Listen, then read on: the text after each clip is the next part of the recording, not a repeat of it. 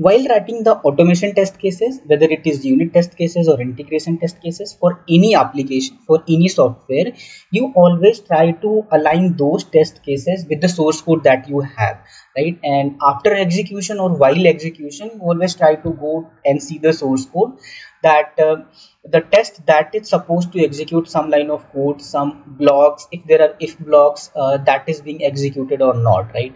So this is what that you try to measure and we try to measure, right? And when I say that you have to go and check that whether those line of code are executing or not in the source code, that manual checking is a headache, right? For small project you can do, but for big projects it's not feasible to do that, and there are many chances of error that can come. So when this problem comes and you want to measure that how many lines of being covered while executing the unit test cases and integration test cases, code coverage concept comes into picture. This code coverage concept comes into picture, right? And there are many tools out there in the market that we can integrate with with our project to see the code coverage metrics, right? In this video, I'm going to explain about code coverage and integrate that with COVID alert service that I have explained in the previous video. I have written it from scratch and written the unit test cases as well, right? So if you're interested in code coverage integration only, this is going to be very helpful. So before proceeding to learn about code coverage, let's see what we have covered so far. So this is the page microservice testing, where you can see all the plan, all the links with the video to the YouTube channel. This is the microservice testing, unit testing, Mockito we have seen. We have written the testing demo service from scratch. We also have covered this part, unit test part of microservice, and this code coverage we are going to cover, right? So let's see. So what is code coverage? Let's see first the definition that is there. So code coverage is an measurement of how many lines, blocks of your code are executed while the automated tests are running, right? So if I draw a rough diagram of about the class, so if this is the class and this is the method that you have inside the class, and here you have I'm just dummy thing I'm taking. So if true, there is some condition here, right? And this is the block, and else there is some other block, and there are some other lines here, right? And this is the ending of the method, and this is the class ending, and you are writing the test about this method, right? How many scenarios can you derive out of this one, right? So first scenario will be this in first flow, in one execution of the test, this block will be executed with other set of data, else block will be executed, and simultaneously this which is out of the if else block, right? And after running and after writing few test cases, you have to see that in your class, in your method, if there are lines, block of codes, how many lines of those codes are covered or not. To measure those lines, and there is some to measure those lines and code block execution, we can represent those in numbers, right? We can represent those in numbers and show that whether 80% of the line is being covered or not, 90% of the line being covered or not, whether it is covering 100% of the line. So how is percentage calculated? So suppose your total your class is containing 100 lines of code, and when you are writing the unit test cases,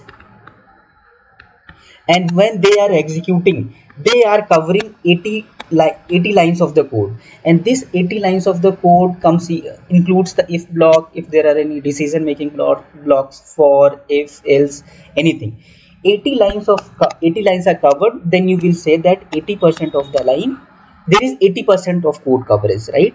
So this is the funda about the code coverage. Like, so while running the unit test cases, you measure the source code, that how many lines are being executed through the execution of automation test, right? There are many tools available in the market. There are open source as well as paid, that you can integrate with the project to see the code coverage metrics. Let's see what are the steps that we have to follow to integrate those tools with our project. So basically how it is measured. Let's see. Code coverage is collected by using a specialized tool to instrument the binaries to add tracing calls and run a full set of automated tests against the instrumented project. Let me give you an example, right? So suppose you are manager, and under you there are many employees working here, right? So there are many workers. You have assigned them some task, right?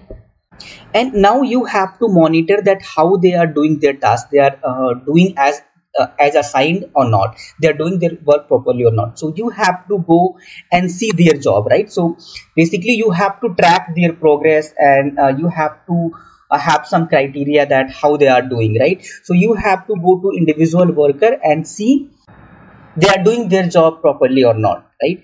And in this software development, you can think of these workers as individual unit test cases, right? And this manager is a tool, which is the code coverage tool, which is so basically you assign the task, and in addition to assigning the task, you are monitoring those tasks when they are executing those one, right? So in software term, we call that monitoring as instrumentation. So to monitor the execution, you instrument the code, right? As well, you also have to if you want to track the progress of the worker, you also have to come up with some process, right? So how you are going to monitor that? The same thing in software development is called the instrumentation. When you create the artifact out of your, when you generally execute your test cases without any instrumentation, the tests are going to be executed properly, there is no problem, but you will not get anything that whether your source code is called, how many lines are being covered or not. But when your binary that against those unit test cases are executing, if they are instrumented means there are some lines of code, additional codes inserted into the artifact, so that they can monitor when the automation tests are running. Then there will be another report generated by the tool, where you can see that while executing the unit test cases, there are these lines of code that are covered, and there are these lines of code that are not covered, right? So this is the funda about the code coverage and tool, how you measure that. So these are the steps that you perform. So first, there is source intermediate code instrumentation. So the instrumentation, there are some tools that need instrumentation at source code level, right? So before the compilation itself, they need to be added into the source code. And there are some tools which gets appended into the binary code that is being generated. So I'm just talking about Java here, right? When I say that binary and all those things, Java is in my mind. So intermediate code. So this is about source code and intermediate instrumentation. Second is the final job, runtime information collection. When your tests are executed using those instrumented artifactory, the report is generated. The instrumentation is done properly by the tool when your tests are executing, and the report is generated. There are some code coverage criteria, right? So in your class, there are if-else blocks, there are statements, and there are many more things, right? So based on that, there are certain criterias about the code coverage that they cover, right? So let's see one by one. So first is function coverage. So it says that when unit test cases you are executing those unit test cases and integration test, it monitors the function, whether that function is called throughout that unit or integration test execution or not. Statement coverage, the number of statements that have been successfully validated in the source code. These are the just number of lines that are there in your code. Path coverage, the flow containing a sequence of controls and conditions that have worked well at least once. So there is this at least once, right? So it makes sure that they are called at least once. If they are being called more than once, that's not an issue, but at least once they should be called, right? Next, branch or decision coverage. It says that decision control structures, if I say loop, that have been executed finally, there are for loop, while loop, they are being executed while the running unit test cases or not. Last is condition coverage. So when you have if else, and if else turns out to be true or false while running the unit test cases, whether both the blocks particular individual blocks are executed or not, that is being covered under the condition coverage, right? So this is all the theory about the code coverage and how you measure it. So now let's integrate this code coverage with the R Spring Boot project and see how it is doing. So to integrate, there are many tools as I told you, and I am going to use Jacoco. Jacoco is one open source tool that you can integrate with your Java project to see the code coverage, right? So I'm going to use the same. So this is our project, that COVID alert service that we have written the unit test cases as well, right? So these are the tests executed here, and I also have shown you in the last videos how you can execute the test cases, right? Individual test cases as well as all the test cases at the same time, and how you execute the test when you're creating the artifact. So I'm using Gradle as a build tool. You can use Maven, that's not an issue, but the process to generate the build and test report is a bit different from Gradle and Maven. You just have to keep that in mind. Other things are same, right? Concept is same. Integrating Jacoco with Gradle projects is pretty easy. And you just have to add few lines of code in your build.gradle, and then it is going to do the job from the back. And when you run your unit test cases, it is going to give you the report as well, right? So there is Jacoco plugin. Like in Gradle projects, you have to add different plugins to take out some tasks from those, right? When you are adding Java plugin, there are some build and compilation tasks and other tasks added automatically, right? In the same way, Jacoco plugin is also there. When you add that, how to add that? First, see, name it Jacoco. That's it. So when you added this line, the Jacoco plugin is added into the system, right?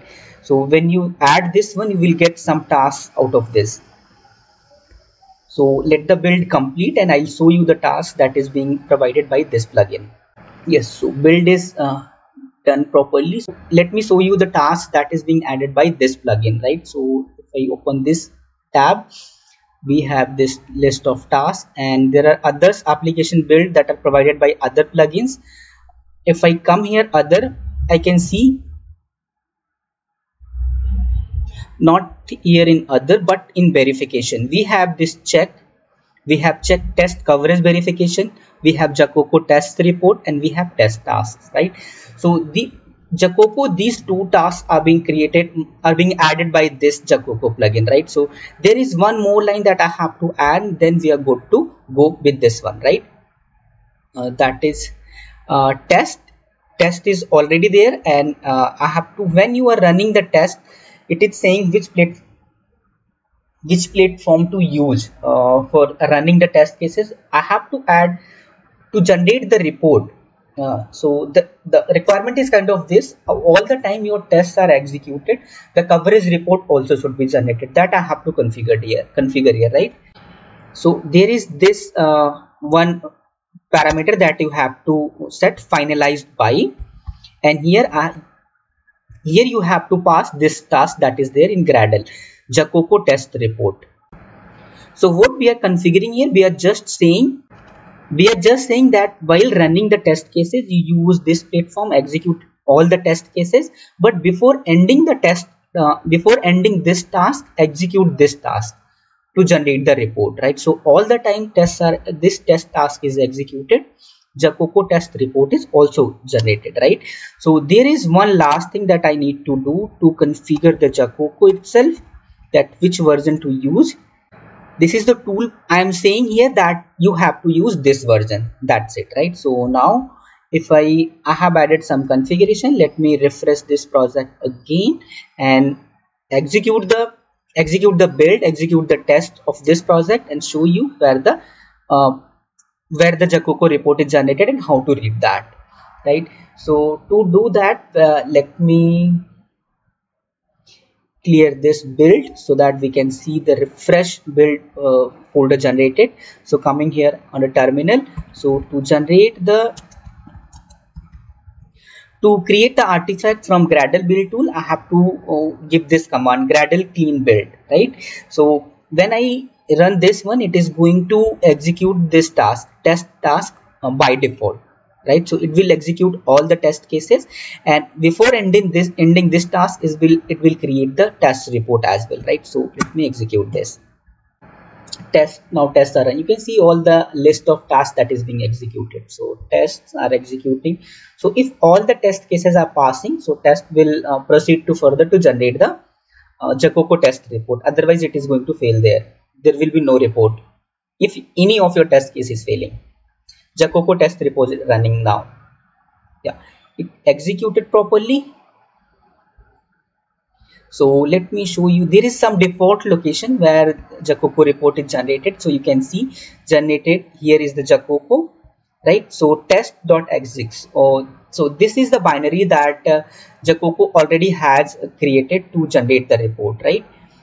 So here coming to reports, there are two reports, Jacoco and test report. So under test report, you can see all the tests that are executed that I already have shown you. If you open this index.html, you will see the test of list of tests that are executed. I'm interested in this one. So coming here, HTML, and here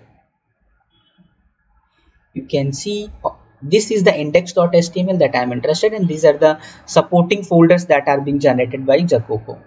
So open this one, and yes, so this is how the code coverage looks like, right? So this is the project structure, your packages that are there. These are the missed instructions, just graphical representation. This is the coverage that it is saying that this project, this package has 94% coverage. This COVID alert service has 54% coverage.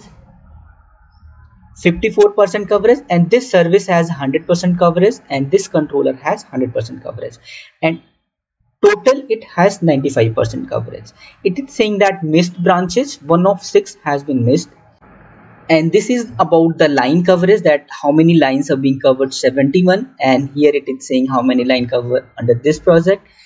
These are the, and here the classes, number of classes, it is saying that how many classes are there under this project. So this is how you can read about it. So it's a bit difficult. It's some of the metrics that are here that are not making any sense to us, that we are not going too deep into that, right?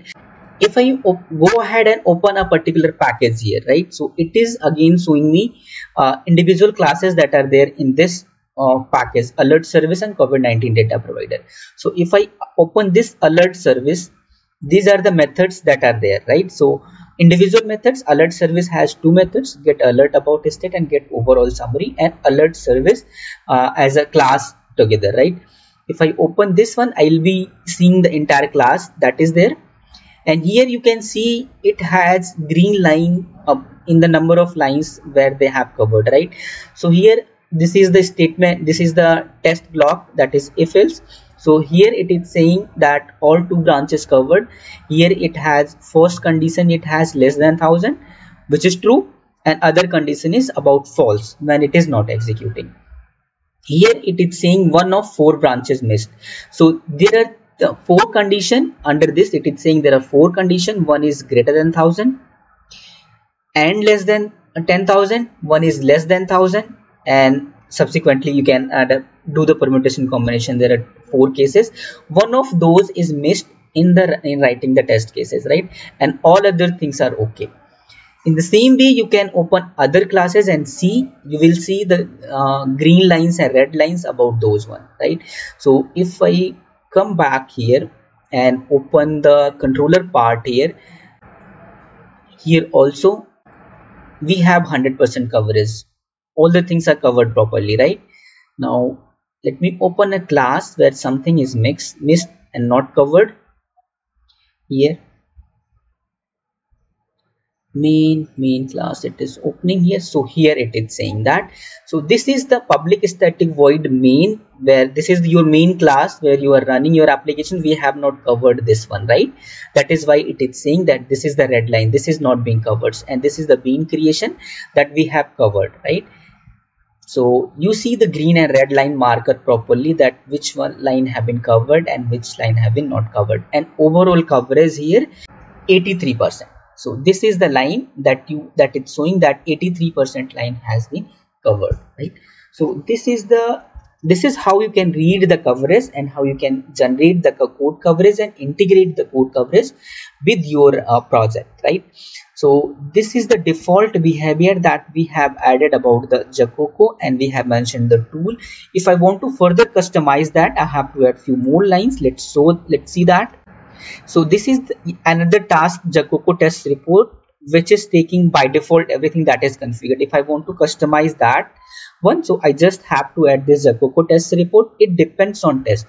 So individually you can you can run this task and it will generate, it will give you the Jacoco report. But I want to say that whenever you run this task, it should execute the test first, then this will be completed. That is why we have depends on this task, and it is generating the reports, and report had this configuration: XML enabled, false means XML file is not generated, CSV enabled, CSV is not generated, and this is the HTML file destination.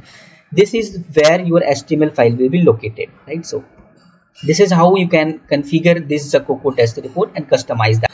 By default, your report directory is here, reports and Jacoco. We can configure that as well. To configure that, we have to add one configuration here under Jacoco task, and this line is this one, report directory. So file, it is picking the build directory and creating this one directory, and will dump all the required files to generate the report under this one, right? So let's execute the task once again and see this new structure that we have just configured. Yes, so this is executed. So if I if I refresh this one, I can see this Jacoco HTML that we configured here, HTML destination. I can see all the things here, right? And Jacoco, it was being generated earlier.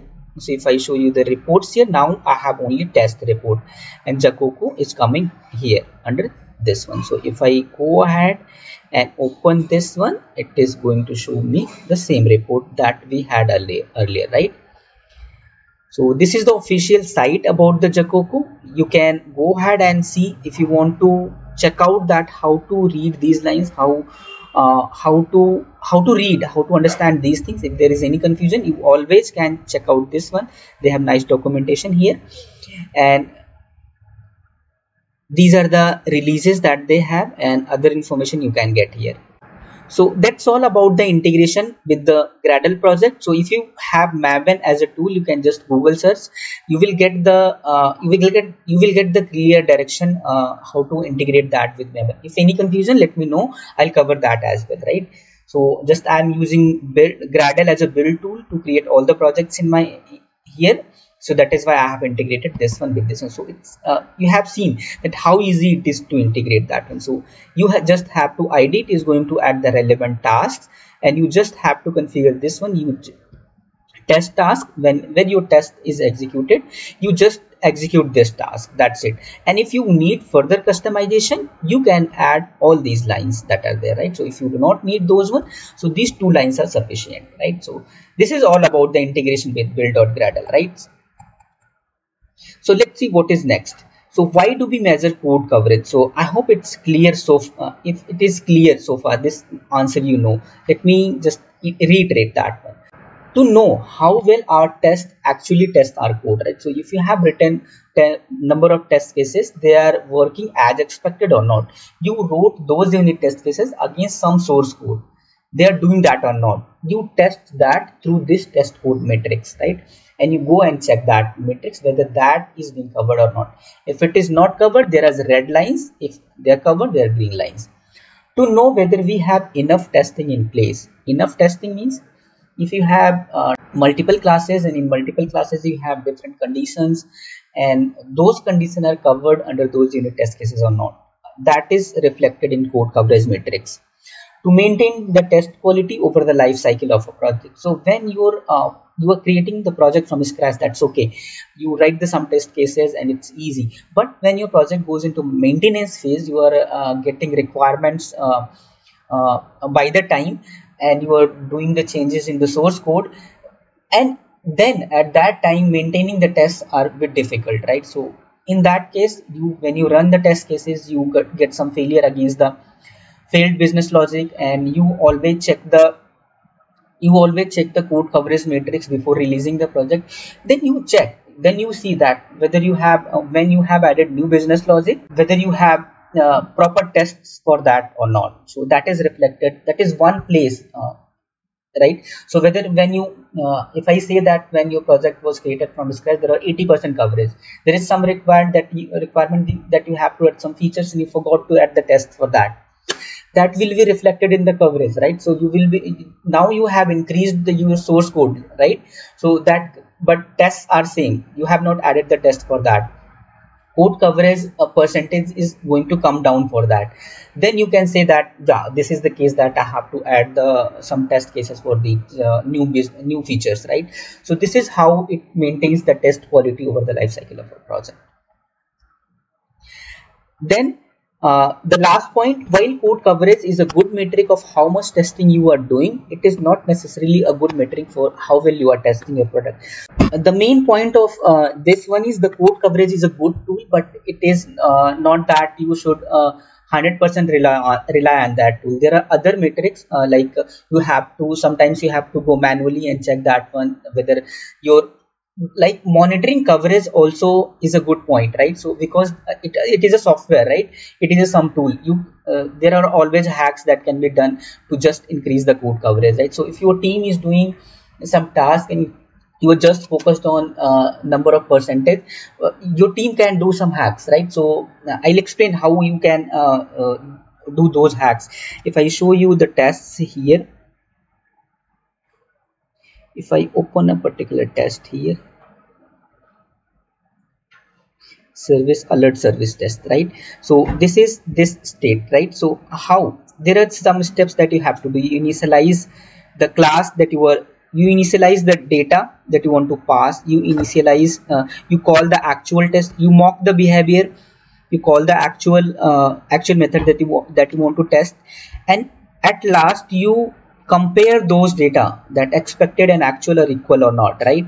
And I can do one thing, or your team, it is possible that no one is doing intentionally to corrupt the code coverage, but if I missed it to assert those one, there is no point of writing this test, but it is still going to come under coverage matrix, right? So we are not comparing anything, even I can remove this one, we are not comparing anything, still it is going to come under the coverage, that get alert about a state, whatever condition it was, this test was executing is coming under test, right? That is the problem with the code coverage, right? So this is how you also have to measure the coverage matrix, that is being done properly or not. So this is that is why this point is here. This is a good testing tool that you can rely on, but not 100% that you should rely on it. There are other metrics and criteria that you should follow. So there is one nice concept about to check this one, mutation testing, right? So mutation testing is there to test the coverage, whether the coverage is being generated is true or not. This is the topic for yet another video. I'll be explaining in the subsequent videos. This is the code coverage tool that is integrated with your IDE and only you can see, right?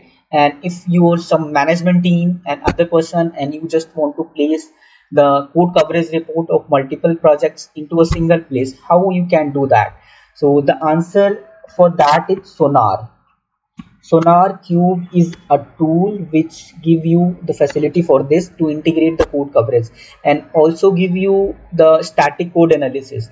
So I'm going to explain Sonar Cube, static code analysis, security, vulnerability, and all those stuffs in the next video, right? So till then you integrate this code coverage with your project and play around with this. You found any issue, any confusion, put that in comment section. I'll be happy to help you out. So I'll see you in the next video. Till then, take care. Bye bye.